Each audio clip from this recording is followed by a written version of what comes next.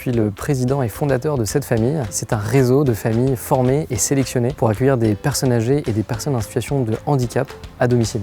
Cette famille est née d'une histoire personnelle. C'est l'un de mes voisins à Argentan, en Normandie, dans l'Orne, qui est venu me voir pour l'aider, l'accompagner à trouver une place en maison de retraite pour son papa. Et après quelques visites, on s'est rendu compte que finalement ça ne convenait pas à son projet de vie. Pour 3 raisons. C'était trop cher, c'était trop loin, c'était pas la chaleur humaine à laquelle son papa pouvait prétendre. Et donc au final, on a décidé de l'orienter vers une autre solution. On a trouvé l'accueil familial sur internet. C'est comme ça que je me suis dit qu'il fallait rapprocher absolument cette population d'accueillants familiaux et ces personnes qui souhaitaient être accueillies car leur projet de vie le permettait.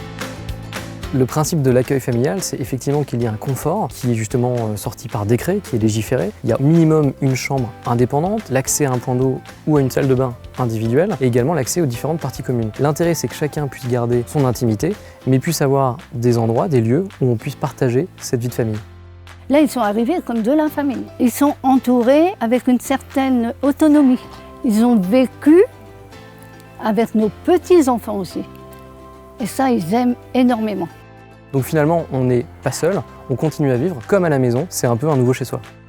La démarche de Cette Famille s'inscrit totalement dans le cadre du développement durable pour au moins 3 raisons. La première raison, c'est l'aspect social. C'est ce lien social qui est créé entre l'accueillant et l'accueilli. C'est aussi de mutualiser à la fois les dépenses financières mais aussi énergétiques. Par exemple, on chauffe une maison, qu'on la chauffe pour 2 ou 4, ça va revenir au même. Quand on va faire les courses, on va prendre sa voiture, on va se déplacer, on va revenir chez soi. Que ce soit 2 ou 4, on va dire que l'impact carbone sera exactement le même. Et donc on permet justement, au lieu de diviser les foyers, plutôt de les regrouper.